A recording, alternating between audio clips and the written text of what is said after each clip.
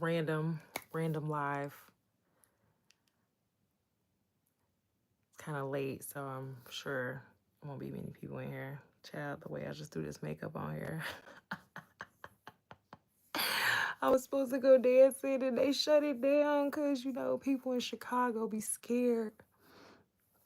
They be scared of that weather. Ooh. Anyway, it's about to come off. All right, let's just get into it because I know it's late. Ain't nobody up. Ain't nobody up waiting on me to randomly go live. So I just want to hop on here real quick because it's just been a recurring theme this week. Just I don't know, I don't really care at all. It's, it's hard for that to be conceived by some people, especially my people. It seems like that I don't have to follow the rules that you've set for yourself, you know what I mean? But here we are, I'm just taking the time here to explain it a little bit because I feel like it just needs to be said because people getting a little crazy, you know what I mean? I think the final straw, well, not the final straw, but one of the themes, one of the things that contributed to the theme this morning was seeing that Money Long had to check somebody on TikTok for trying to basically tell her that I don't know exactly what she said that, prompted the lady's TikTok video in response. I probably should have looked into that. But basically, Money Long had a checker because the lady was like, girl, you need to watch who you're talking to. Like, black women are the ones who made you, like nobody was listening to your songs until black women started listening to them.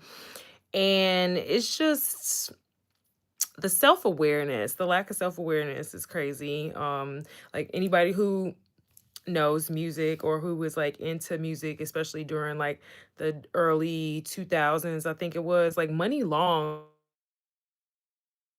way more of a following than black women. Thank you. Money Long has way more of a following. Hello, Matthew Gamer 382, and OBXJJ Lover. Thank you so much. Hey, so yes, like Money Long has a following way bigger than black women, and so in the end of the video, she ended up saying like, I am huge in, like, I think she said Thailand and Indonesia, or Brazil and in Indonesia. And if for those of you who don't know, she's a writer. Like she was writing for, like, I think Kesha. There's a few people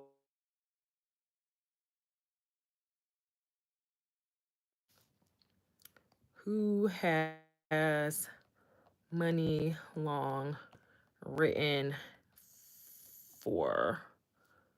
Ooh, not Money Ling, child.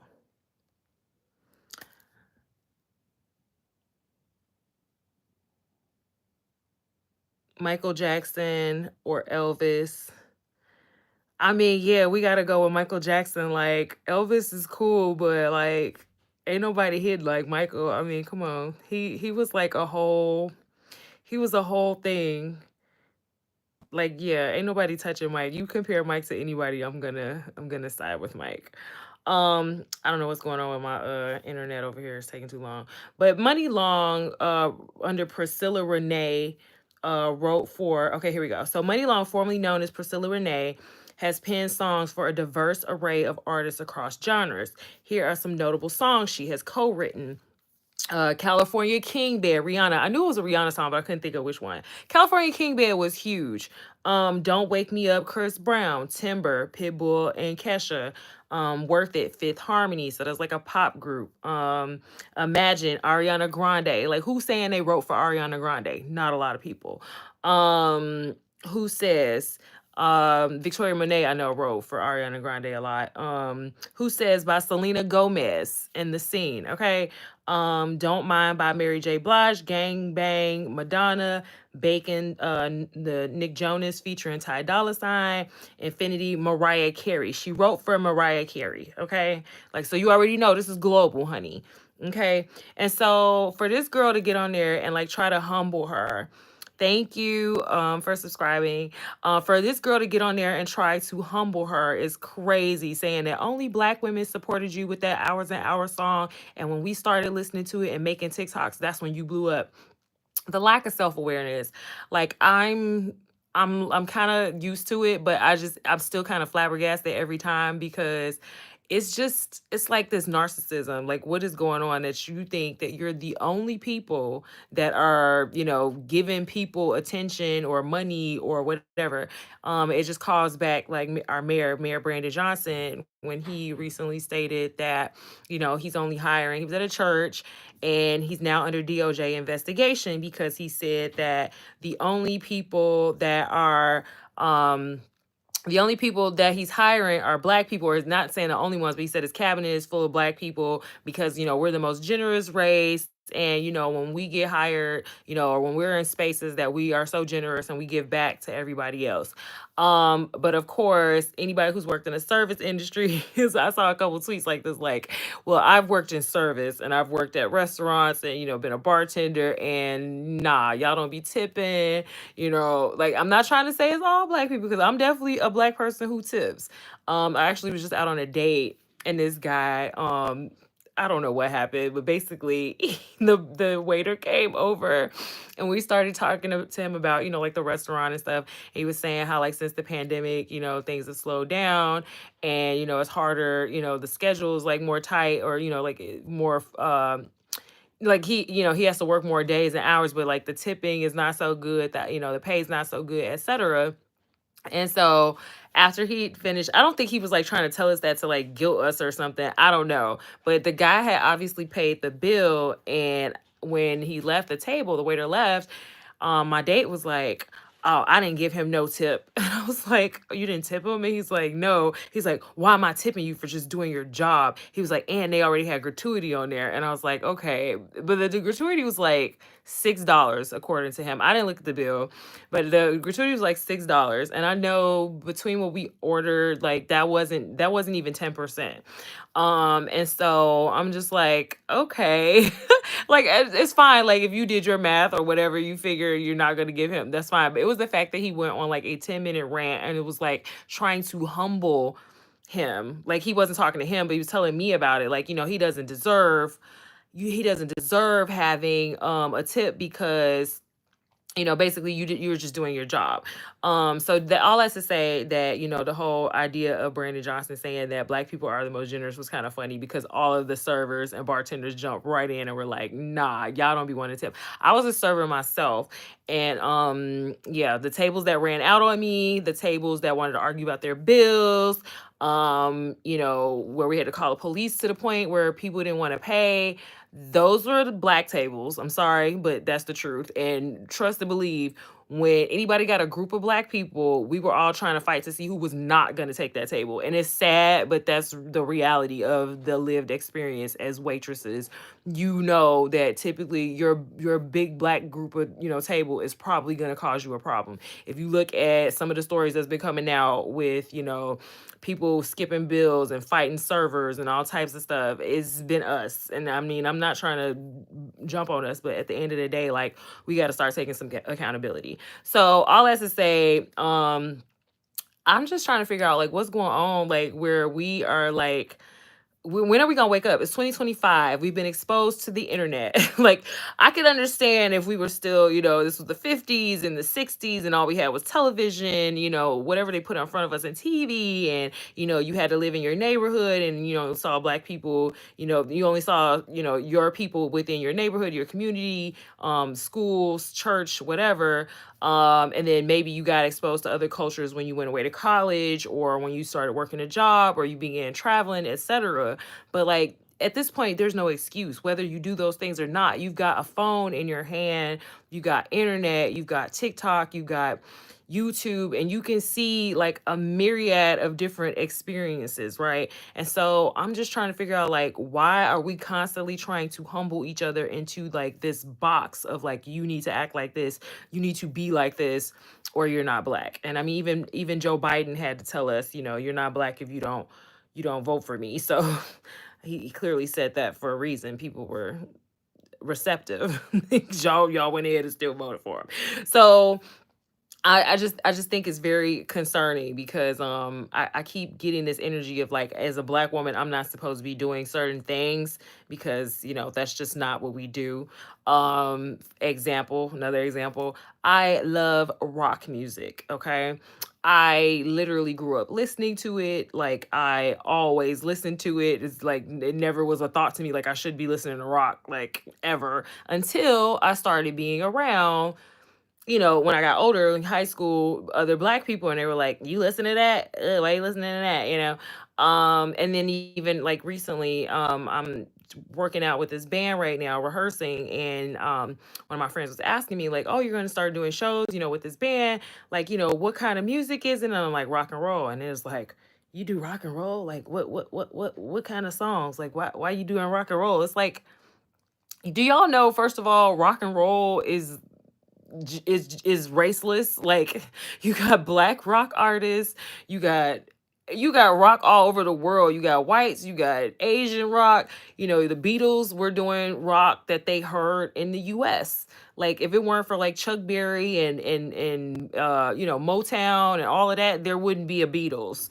So I don't understand. American music is, a lot of it's rooted in rock and roll, blues, rock and roll. So like, pop music currently, a lot of the stuff, even with hip hop, you can still see some of the things that were taken from rock. So it's just crazy to me that like black people are just like so pigeonholed into like things they're supposed to like, and stay away from things that are deemed not black, that they completely ignore the connections to the things that they actually accept that are told, they're labeled as things that they should not be partaking in, and it's really weird. So yeah, it's like me speaking Spanish, me doing Latin dance. These are all things I'm not supposed to do. Me being a Republican, not things I'm supposed to do. So it's just crazy because like a lot of black Republicans were very involved in the early politics after, Reconstruction, during Reconstruction and after. So it's like, where y'all getting this stuff from? It's really weird, but I'm just it's I my part is, it's fine if you're gonna feel that way about it and you want to put yourself in a box, go ahead and do it. But the idea that you're going to shame someone else for not living in your box, in your reality, is crazy to me. I recently had a friend who asked me about hanging out, and like she didn't have any plans. She's like, "Well, where do you go?" Like, on it. I was like, "Well, let's go to this place." And it's like this bar in River North, and she asked me like, how many black people gonna be in there? That was like her first question. And I was like, probably like five. Probably like five. And she was like, "Oh, I want to be around black people." And I was like, "Do you really?" Like, do you really only want to be around black people, or are you just saying that because that's, what you're expecting to do to feel comfortable? And I go, "Okay, that's fine, but like, do you always have a good time when you go out with a bar full of just black people? Because I know, at least when I be going out with people my age to certain venues and they're all black people, it's, you're kind of rolling the dice whether or not you go, unless you've been to this place a few times, you check the vibe out. They're older people, these people, they know you. You're kind of rolling the dice. I mean, like, I'm not making this up. People, this is why people talk about like, I'm not going over there, who all over there type vibe. This is why you see so many of these establishments that are, they make dress codes based on trying to keep certain of us out of there because they know we gonna wear certain things. I'm not trying to jump on us here, but it's like y'all got to come on and wake up to reality. It's, there's far more of these like shootings going on at our establishments, where you go in and you're not knowing you're going to get out of there alive.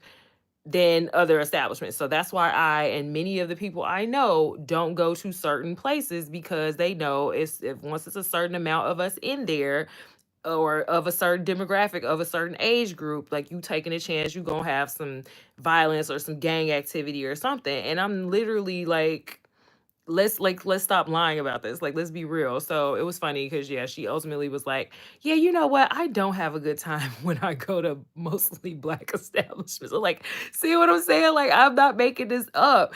And so fast forward, we went to this place, and literally it was like, me and her were like the only black girls in there.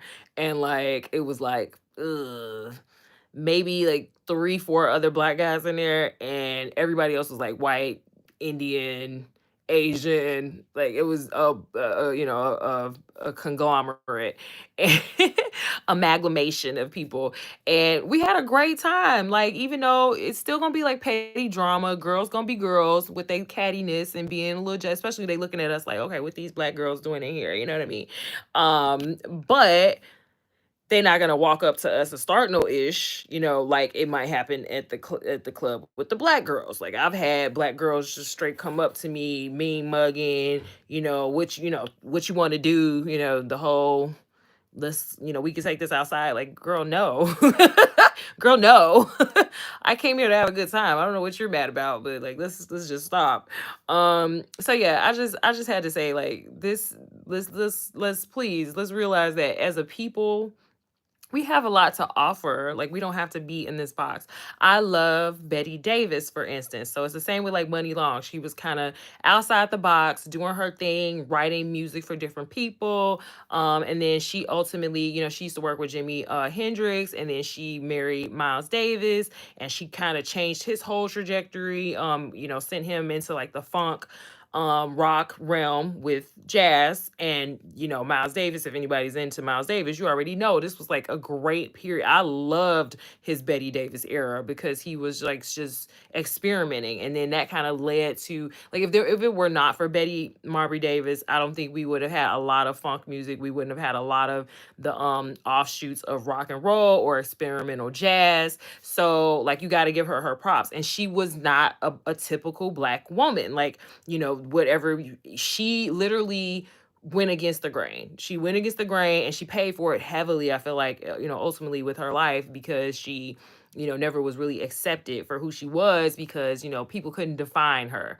And I feel like that's the burden that black women especially tend to have to bear, is like, because people can't define us when we're living in our own, we're, walking to the beat of our own drummer, that they will just cast us aside, or, whatever, attack us. And it's just so unfair, because y'all missing out on, all the creativity that you can that women already bring. And then black women, when we come with our authenticity, when we come with, out these boundaries and all these just, insecurities that other people put on us, then we really can like thrive and shine, and then let other people see things that differently than they would have seen it, otherwise. So I don't understand it. I can't get with it. I'll never get with it. And yeah, anybody that's trying to like put me back in a box, like, you're about to find out the hard way that it's just not gonna happen.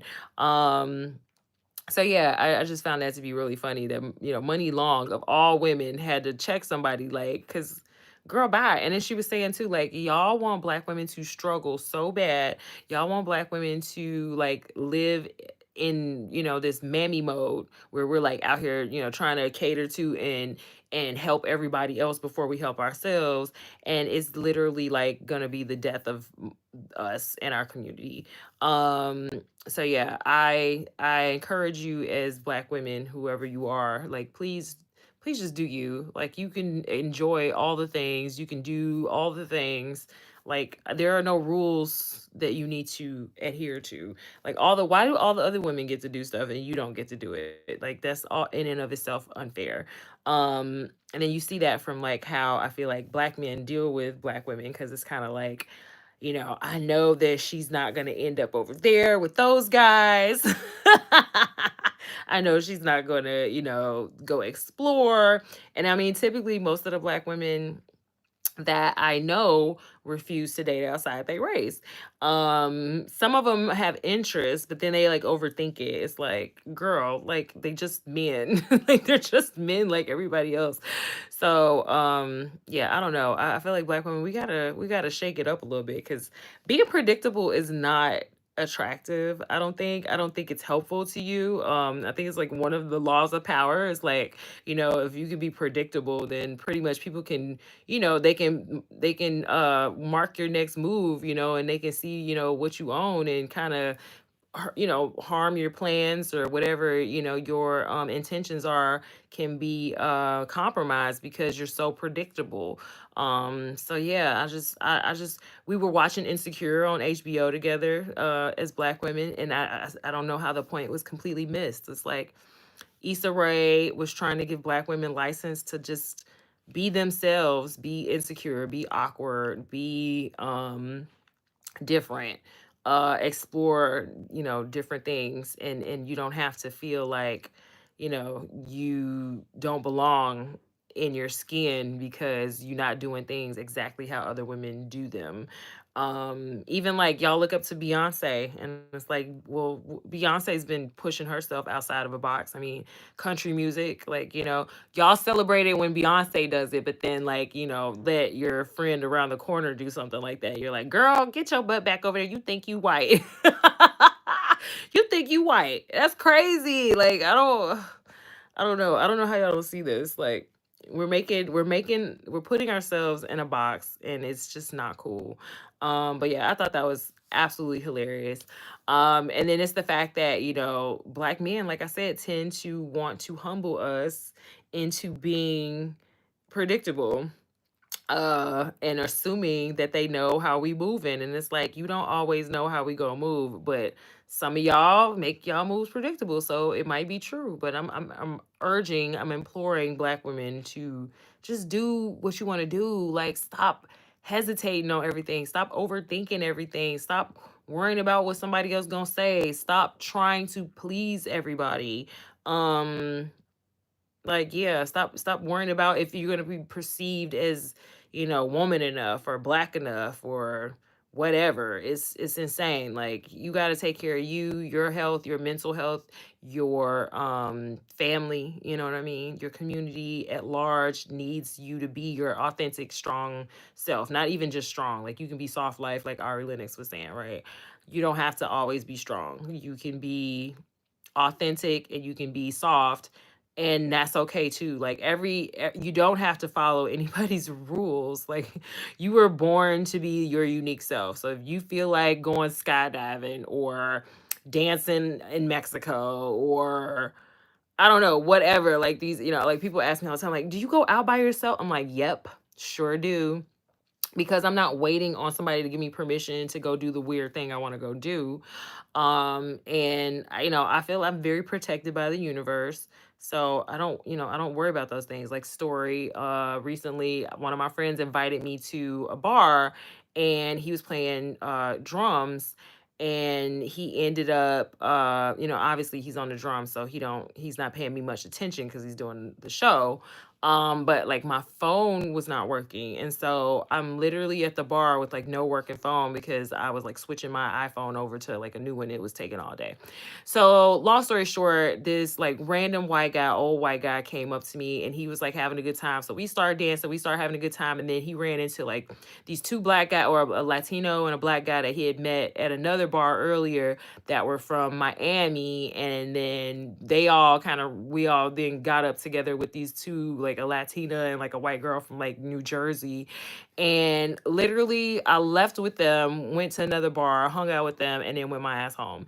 And the guy was like, the guy who invited me was like, I was worried about you. I didn't know what happened to you. I'm like, I was fine. Because at the end of the day, like, I'm trusting the universe, and I'm smart enough, like, I'm street smart enough. I've grown up, in the south side of Chicago. Like, I know enough to know when to get out of there, and what I'm looking for and what I'm not looking for. But it's the idea that like we will constantly like put all these barriers in front of us and all this fear in front of us from doing like just having a good time. Like, I used to hang out with a couple white girls that would just like literally just go off and go have so much fun bar hopping. They end up with like so many random people, and I was like, they fucking crazy. But like as I've grown older, I'm like that. Literally, I've done that a multitude of times. So it's not like, just being reckless, but it's like at the end of the day, like you're a grown up, like, you go shopping by yourself, you go, I know people who go to the movies by themselves, like what's wrong with going to a club by yourself? What's wrong with going out of the country by yourself, like, or out of town by yourself? When I went, to the DR, essentially I went with a group, but I didn't know any of them people.